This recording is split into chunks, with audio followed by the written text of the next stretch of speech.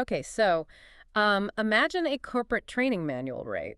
But it doesn't just tell you what product to sell. Right, that would be way too standard. Yeah, exactly. Instead, it dictates exactly how many seconds you're allowed to pause. Like when you absolutely must take a breath. Or when your voice has to suddenly drop an octave just to manipulate the energy of a room. Yes.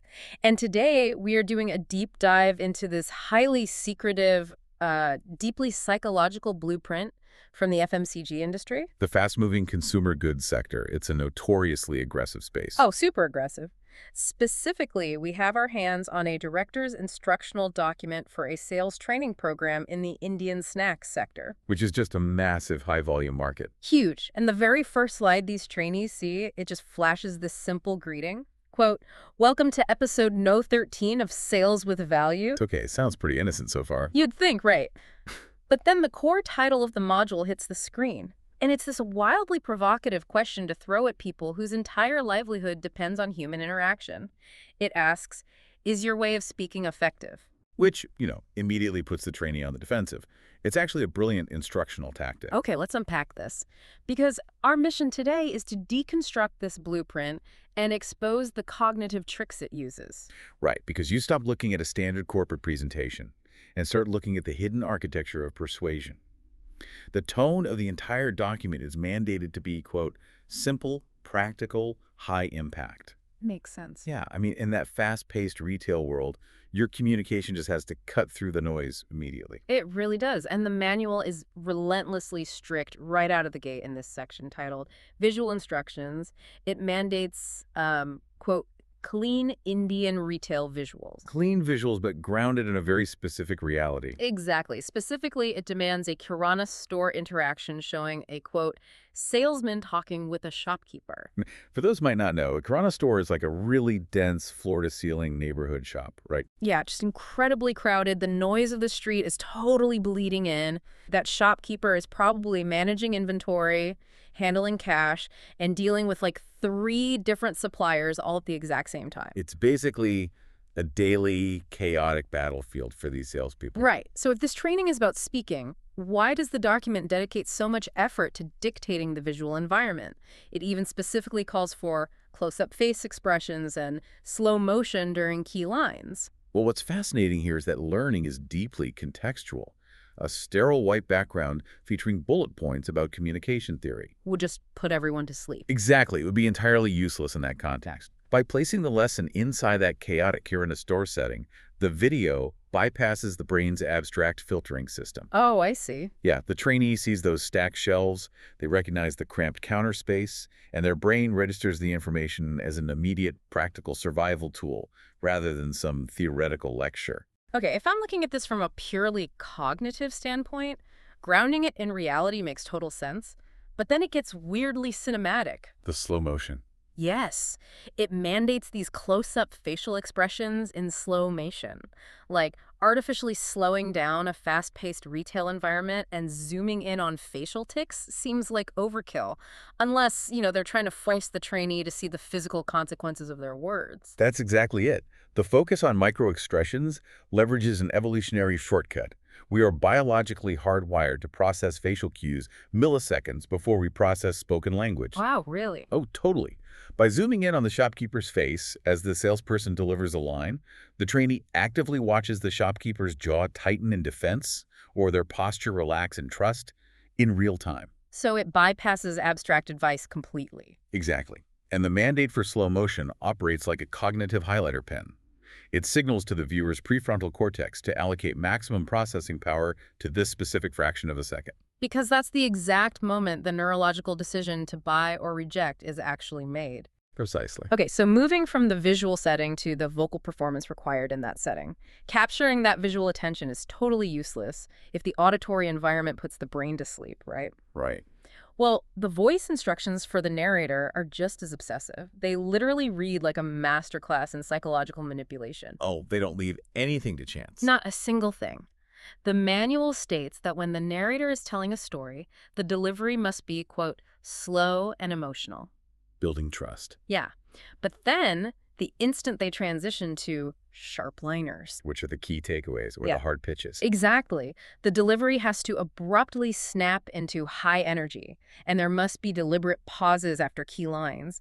Plus, the final line must be slow and deep. It's all incredibly calculated. But doesn't micromanaging a salesperson's tone like this, slow and emotional here, high energy there, run the risk of making them sound robotic? Or just manipulative to the listener? You'd think so. But it's really about mastering the instrument of the human voice. Pacing essentially dictates emotional resonance. Okay, how so? We unconsciously modulate our pitch and tempo based on our internal emotional state every single day.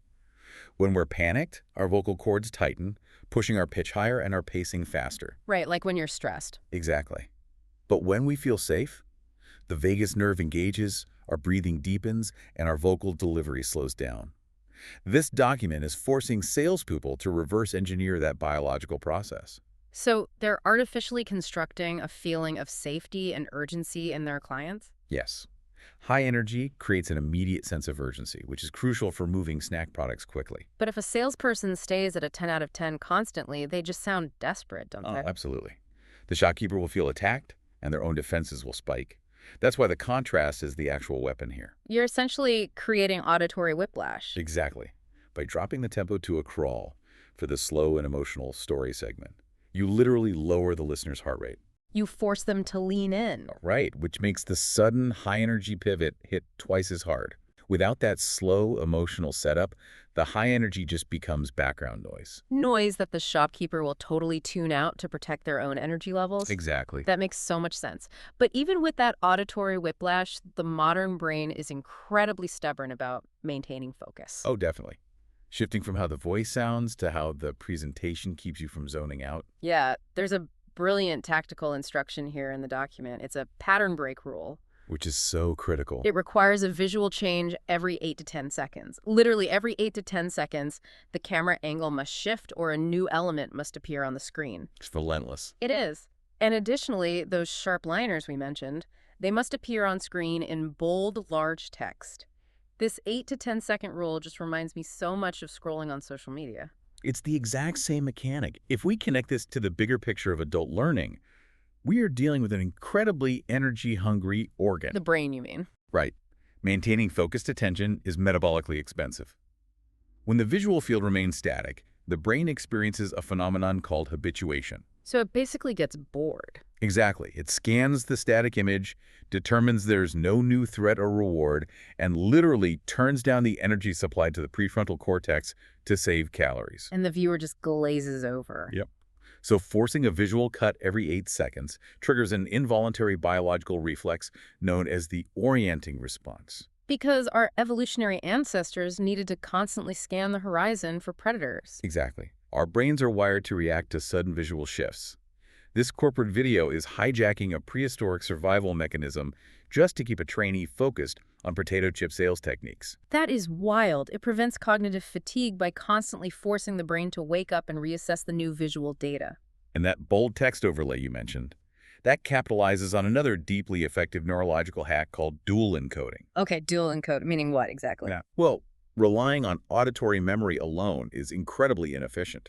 It's why we forget names seconds after hearing them.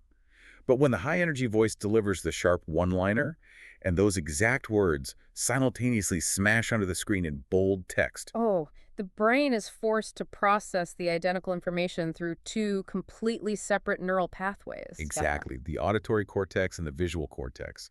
Those pathways converge in the hippocampus, which heavily reinforces the memory. So it's the same reason you remember a movie quote so vividly when you see the actor's face and hear the music swell versus just reading it on a page. Right. You hear the urgency of the tone and see the physical weight of the bold letters at the exact same millisecond. It dramatically increases the probability that the phrase will transition into long-term storage. They're aggressively anchoring this data into the trainee's mind before they even step foot into a store. Totally. Okay, so we've got chaotic Kirana store visuals, auditory whiplash, 8-second pattern breaks, and dual encoding. All of this architectural planning culminates in the grand finale of the script. This is where it all comes together. It really is. The instructions detail a repetition sequence. The document demands a specific phrase be repeated exactly 5 times, But it's not just rote repetition. No, not at all. The instructions strictly dictate that each of the 5 repetitions must use a completely different tone, once slowly, once loudly, and once with a deliberate pause. Using extreme contrast as a live, unavoidable demonstration. Exactly. And for you listening, I'll translate the original Hindi phrase into English. The core mantra is this: the message remains the same, but when the delivery changes, the result changes. It's such a powerful thesis statement. But here's where it gets really interesting. Why make them repeat the same phrase 5 times in 5 different ways? Is the medium literally becoming the message here? Oh, absolutely. Yeah. By demonstrating the phrase in 5 different tones, the training proves its own point in real time. Because the trainee is experiencing it themselves. Right. It forces the trainee to be the guinea pig. Hearing the phrase delivered slowly induces a sense of gravity and reflection. Hearing the exact same words shouted a moment later triggers a jolt of defensive energy. And hearing it with an agonizing, prolonged pause builds anticipatory tension. Exactly. The data points, the actual vocabulary words, they never change. But the trainee's internal chemical state fluctuated wildly over 30 seconds, entirely because of the packaging. It forces a startling realization. If a simple shift in delivery can manipulate my emotions this easily through a digital screen, imagine the devastating impact my tone has on the shopkeeper standing 2 feet away from me. It rips the lesson out of the realm of intellectual theory and turns it into a visceral, undeniable physical experience. You cannot argue with the effectiveness of tone modulation because your own pulse just proved it to you. Right. Which brings us to the final moments of the module. The blueprint requires a mandatory summary slide meant for the end of the video. The final checklist. Yeah, the instructions say it must be clean, attractive, and feature 3 crucial takeaways. Number 1, talk slowly. Number 2, speak with a smile. Number 3, listen to the other person. Which, on the surface, feels almost insultingly basic. Right. After unpacking dual encoding and orienting responses, ending with smile and talk slowly sounds like generic politeness you'd teach a child. If you view it through the lens of etiquette, sure, it is basic. But if you analyze the biology of a salesperson trying to hit a desperate quota in a noisy Kirana store, this is not about being polite at all. So what does this all mean? Well, this raises an important question. In a high-pressure sales environment, the default biological state is a low-grade fight-or-flight response. The salesperson's heart rate elevates, their breathing becomes shallow, and their instinct is to speak rapidly to force submission and close the deal. And the shopkeeper's mirror neurons pick up on that aggressive frequency immediately. Exactly. And they unconsciously raise their own physiological defenses. So this summary slide is actually a checklist for an autonomic nervous system override. Oh! Talk slowly. Forces the salesperson to regulate their own breathing, artificially suppressing their fight-or-flight response. Speak with a smile. Alters the physical shape of the vocal tract, softening the pitch. Which forces the shopkeeper's mirror neurons to register the interaction as safe rather than combative. Right, and listen to the other person demands a break in the aggressive forward momentum. It's a biological hack designed to disarm the tension before the pitch even begins. That is brilliant, but the brilliance of the ending goes even one step further than the text on that final slide. The audio padding. Yes, the absolute final mandate in the entire blueprint is an instruction for audio padding. Following the delivery of that core mantra, the message remains the same, but when the delivery changes, the result changes. The document demands a strict 3-second quiet pause. 3 seconds of completely dead air. Which feels incredibly risky in a fast-paced corporate video. We just established that the modern brain demands a new stimulus every 8 seconds, or it zones out. So why introduce complete, unadulterated silence at the most critical moment? Because silence is the ultimate, most underutilized communication tool. It's the catalyst for memory consolidation. How so? Think about the barrage of stimuli we just discussed. The visual cuts, the bold text overlays, the high-energy voice modulation. It creates massive engagement. But it doesn't allow the brain any time for processing. Right, it's just input, input, input. Exactly. Yeah. If the video cuts to black immediately after the final spoken word, the brain instantly shifts its processing power to the next task on its agenda, whether that's checking an email or walking to the next store. So the silence stops that shift. Yes. Enforcing a 3-second silence while the summary slide lingers gives the immense cognitive load room to settle. It allows the profound realization about delivery and results to echo in the working memory. And begin the transition into long-term storage. Exactly. The absence of sound is the exact space where the actual learning is synthesized. That is just incredible. The loudest and most impactful part of the entire training program is literally the dead air. It really makes you step back and look at the raw blueprint of how we communicate. It totally does. The sheer intentionality is staggering. Nothing in our daily media consumption is an accident.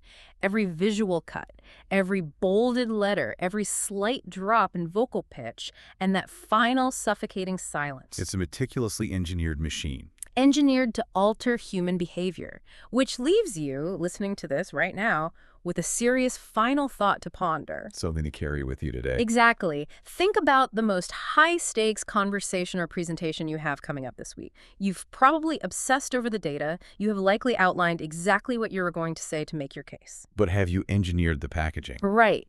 Are you intentionally choreographing your tempo? Yeah. Are you weaponizing your pauses to let your points breathe? Because as the secretive blueprint definitively proves, the message remains the same, but when the delivery changes, the result changes.